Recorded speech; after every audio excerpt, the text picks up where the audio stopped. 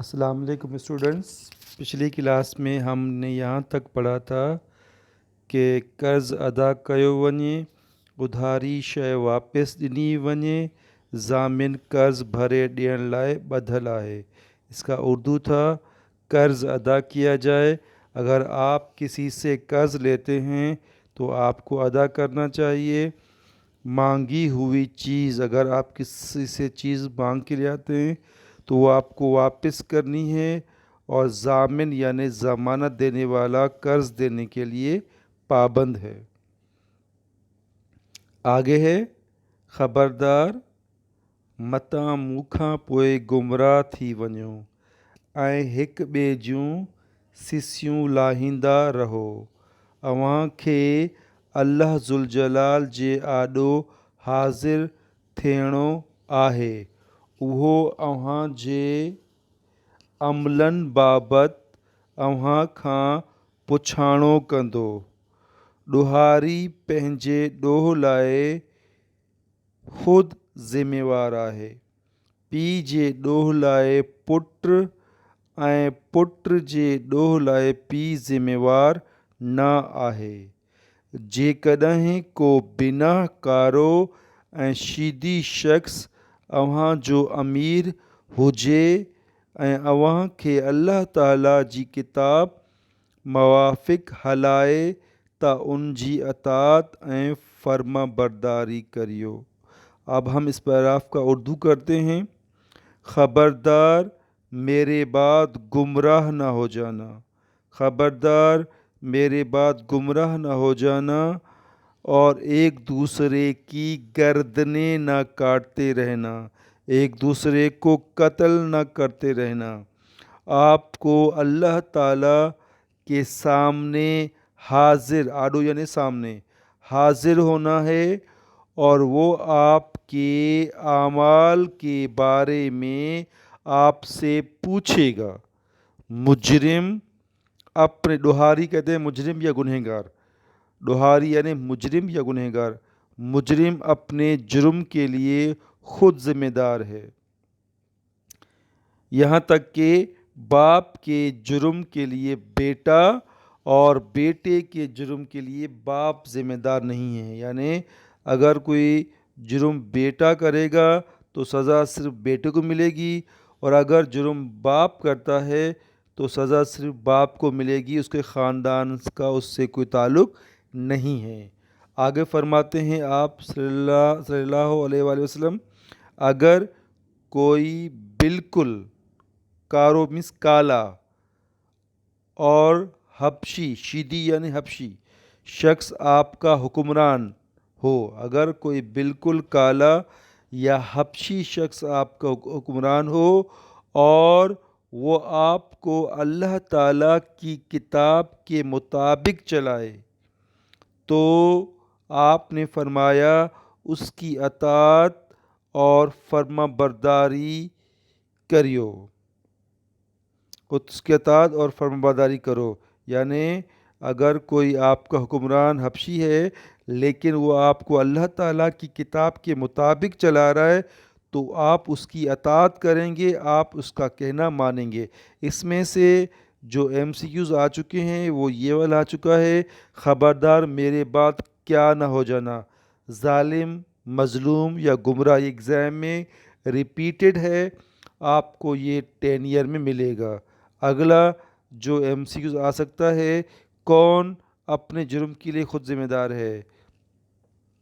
باپ اپنے جرم کے لیے خود ذمہ دار ہے۔ اس کے علاوہ باپ کے جرم کے لیے بیٹا اور بیٹے کے جرم کے لیے باپ ذمہ دار نہیں، یہ ایگزام میں آ چکا ہے۔ پی یعنی باپ، پی جے ڈوہ لائے پٹر ذمہ نہ ہے، باپ کے جرم کے لیے بیٹا ذمہ دار نہیں ہے۔ اور پھر کہا اور ऐं पुट जे ॾोह लाइ पीउ ज़िम्मेवार न आहे، اور بیٹے کے جرم کے لیے باپ ذمہ دار نہیں ہے۔ یہ بھی ایگزام میں آپ کو 10 ایئر میں ایم سی کیوز ملے گا۔ یہ 2-3 ایم سی کیوز اس پیراگراف سے آتے ہیں، آپ نے اس کو یاد کرنا ہے۔ اس کے بعد اگلا جو ہمارے پاس پیراگراف ہے اس چیپٹر کا، چیپٹر 1 کا، حجۃ الوداع اور خطبوں کا، وہ یہ ہے، سندھی پڑھ رہا ہوں، غور سے سنیے گا۔ पंहिंजे ख़ालिक जी इबादत करियो, 5 वक़्त नमाज़ पढ़ो, माह रमज़ान में रोज़ा रखो ऐं दीनी हिकमनि जी अताअत करियो त अल्लाह ताला जी जन्नत में दाख़िल थी वञो। अब इस पैराग्राफ में आप सल्लल्लाहु अलैहि वसल्लम क्या फरमा रहे हैं? अपने खालिक की इबादत करो, 5 वक्त नमाज पढ़ो, माह रमज़ान के रोज़े रखो और दीनी अहकामात की अताअत करो तो अल्लाह ताला की जन्नत में दाखिल हो जाओ। यानी अगर कोई मुसलमान जन्नत में जाएगा उसके लिए आपने क्या फरमाया कि आपने अल्लाह ताला की इबादत करनी है, आपने 5 वक्त नमाज पढ़नी है और रमज़ान के रोज़े रखने हैं, तो आप कहाँ जाएंगे? आप जन्नत में दाखिल हो जाएंगे। और ये कौन फरमा रहे हैं? हज़रत मोहम्मद मुस्तफ़ा सल्लल्लाहु अलैहि वसल्लम फरमा रहे हैं कि जन्नत में जाने का रास्ता ये है। उसके बाद अगला जो पैराग्राफ है वो सिंधी पढ़ रहा हूँ, गौर सुनिएगा। मज़हब में इंतहा पसंदी खां बचंदा रहिजो, छाकाणि त अव्हां खां अॻियूं क़ौमूं बि इन्ही करे टोलियूं टोलियूं थी तबाह थी वयूं। मज़हब में इंतहा पसंदी से बचते रहो, क्योंकि आपसे पहले वाली कौमें भी इस तरह टुकड़े टुकड़े होकर अलग अलग होकर तबाह हो गईं। यानी ये एग्ज़ाम में MCQs आ सकता है। मज़हब में किस से बचते रहो? फ़िरकावारियत से, इंतहा पसंदी से, उसके अलावा जो है आपकी ग़ीबत से, तो ये एग्ज़ाम में आ सकता है। और फिर क्या हो, क्योंकि आपसे जो पहले वाली कौमें थीं वो भी इस तरह अलग अलग होकर ग्रुप्स में बट कर जो है वो तबाह बर्बाद हो गई और इस दुनिया के नक्शे से मिट गई। अगर आप भी वैसा ही करोगे तो आपका हशर भी वैसा ही होगा जो पिछली कौमों का हुआ है। अगला पैराग्राफ है, सिंधी पढ़ रहा हूँ, सुनिएगा गौर से। खुतबे खां पोइ नबी करीम सल्लल्लाहु अलैहि वसल्लम जन माण्हुनि खां पुछियो, छा मूं अव्हां ताईं अल्लाह ताला जो पैगाम पहुचायो? माण्हुनि जवाबु ॾिनो, हा ए अल्लाह जा रसूल, अव्हां अल्लाह ताला जो पैगाम असां ताईं पहुचायो। इहो जवाबु ॿुधी पाण फरमायाऊं, अल्लाहुम्मा अशहद, यानी ए मुंहिंजा मौला तू शाहिद थी जा।